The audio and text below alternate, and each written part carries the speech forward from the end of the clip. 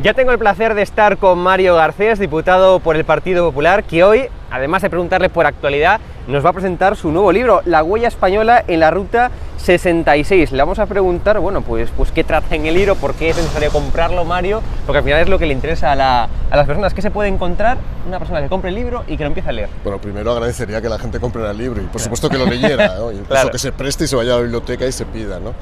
Yo creo que es un reencuentro con nuestro pasado. Sí. Es un reencuentro con esa parte de la historia de España que habitualmente, una parte fundamentalmente de esa izquierda irredenta quiere olvidar, ¿no? Y sobre todo aquellos negacionistas, aquellos revisionistas, aquellos que consideran que España es un país de pasado imprevisible, que no sabemos lo que va a pasar nunca en el pasado y sin embargo ya nos dicen lo que va a pasar en el futuro.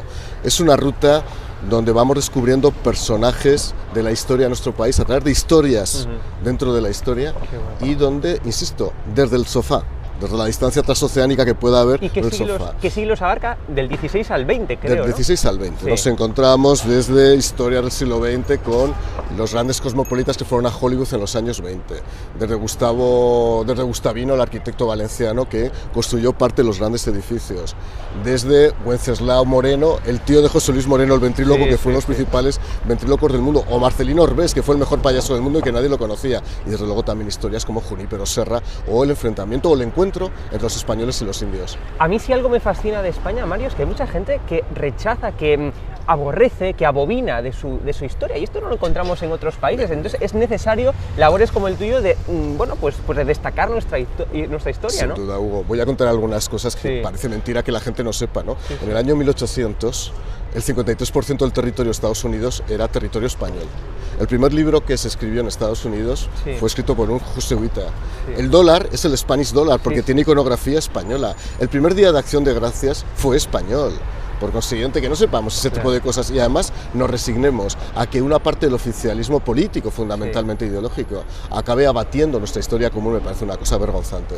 Y también hay que destacar pues el prólogo de García Margallo, que bueno, que de nuestra historia controla lo que está escrito y lo que no está escrito. Vino Adolfo Suárez, ¿no? Pero bueno, estuvo también José Manuel García Margallo, que tanto fue prologuista como lógicamente estuvo en la presentación. José Manuel es un buen amigo mío, además formamos parte del mismo cuerpo, somos inspectores de Hacienda, esa imperfección que tenemos, la tenemos los dos, y la verdad es que él estaba encantado en la presentación y en el prólogo. El prólogo, la verdad, vale la pena comprar el libro solo por el prólogo, porque en 7 páginas describe el sentido de la marca España y de la hispanofobia.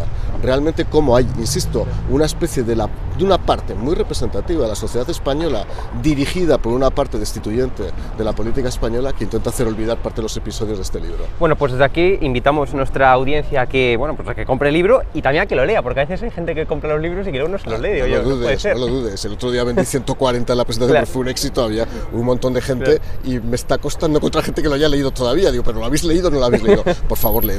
Claro, pues aquí queda el libro. Bueno, y ahora me gustaría pasar ya a la parte más aburrida, que es la política. Vamos a la parte aburrida. Dejamos la literatura y dejamos el cine y nos vamos a la política. Efectivamente. Yo estaba viendo que aquí no hay hueco suficiente para que Sánchez, bueno, pues deje su Falcon. Es decir, basta para comprar el pan con el Falcon. No hay hueco. Pues mira, voy a contar una ¿Cómo anécdota, aterriza el Hugo. Falcon, Mira, Mario? vais a ver una cosa. ¿Veis esa puerta? Sí. Esta puerta se inauguró en el año 1850. Este edificio tiene 171 años de historia. Esa puerta solo se puede abrir para reyes, para presidentes de Estados, hoy se va a abrir para el presidente de la República Italiana, y para los ciudadanos el día de la Constitución. Pues que sepáis que una vez se abrió para Pedro Sánchez. Por lo tanto, si ha sido capaz de abrirse esa puerta para un presidente del gobierno rompiendo una tradición de 171 años, imaginaos que esto prácticamente será la ampliación de la pista del Prat o la ampliación de la pista del aeropuerto de Las Palmas de Gran Canaria. No os preocupéis que no habrá ningún problema y se podrá conseguir. Pero esto es una barbaridad. El PP pide explicaciones al PSOE, pero ya no solamente por el Falcon, sino es usar el dinero de los contribuyentes, porque no es dinero público, no es un dinero abstracto que nace de los árboles, es dinero de los españoles. Totalmente. Pues para usarlo para medios privados. En este caso, ir al Congreso del PSOE, supuestamente en Falcon, en Valencia, en otros congresos. Es una barbaridad. Es una desviación de fondos públicos. Es decir, tenemos que tener muy claro que los fondos públicos se utilizan solamente para fines de interés general. Los fines de partido, evidentemente, se cubren con otro tipo de recursos, ¿no? Mirad, yo he ocupado puestos de alta responsabilidad durante 8 años.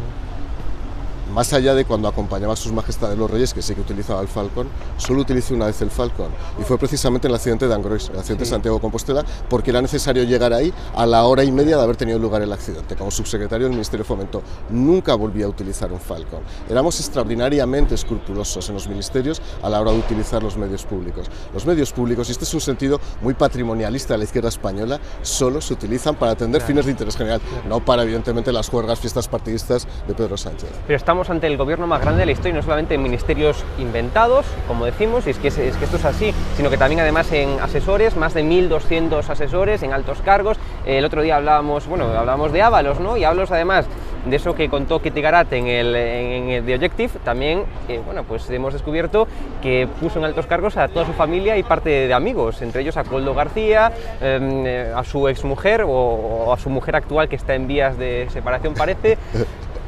Bueno, esto es el sálvame deluxe político. Sí, o sea, sí, yo, sí. de verdad, vengo de una generación política que empecé... Pero sufragado por todos los españoles. Sí, Sálvame deluxe, totalmente. Eso es sálvame sálvame deluxe financiado, claro, con fondos públicos, con la televisión española. Una barbaridad. Es una barbaridad el nepotismo, el clientelismo, esa visión de la política asociada a ver a qué amigos coloco, fundamentalmente también ligada al concepto de supervivencia política, es decir, aquí se viene a vivir de la política, es tremendo, y está pasando en todos los partidos políticos.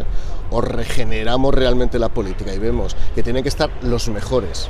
Los mejores, por cierto, los mejores no son los que tengan 5 carreras, claro, porque puede haber alguien como Amancio Ortega que sin tener ninguna carrera pues puede ocupar un puesto aquí de responsabilidad. Los mejores son aquellos que han demostrado que pueden ser productivos y que pueden ser eficaces para una sociedad, para desarrollar económicamente una sociedad. Fíjate que es muy interesante lo que comentas, Mario, porque a veces se tiende a penalizar a esos que desde los politólogos llamamos outsiders, ¿no? Aquellos políticos que proceden pues del ámbito empresarial, del ámbito judicial, es decir, que tienen una carrera fuera de la política, y eso se les penaliza, como por ejemplo que nos guste más o menos a Donald Trump en Estados Unidos, pero sin embargo yo creo que es un punto a favor que seas un outsider. En la presentación del libro estaba un gran amigo mío que es Marcos de Quinto. Marcos de Quinto es un amigo mío de toda la vida. Yo le dediqué un artículo cuando él se fue que se titulaba Adiós Marcos, adiós, y en el que precisamente mostraba y exhibía esto: cómo la política expulsa a los mejores, cómo la política se convierte al final en una red de alianzas individuales, de intereses individuales, que expulsa la inteligencia. Por eso la gente, está mal decirlo, que tenemos cierta capacidad intelectual o que venimos de un mundo ilustrado, vivir en política es muy difícil, porque habitualmente la mediocridad y la estupidez, la estulticia, se va apoderando progresivamente en los partidos políticos. Y ahora tenemos que hablar de la situación económica, Mario.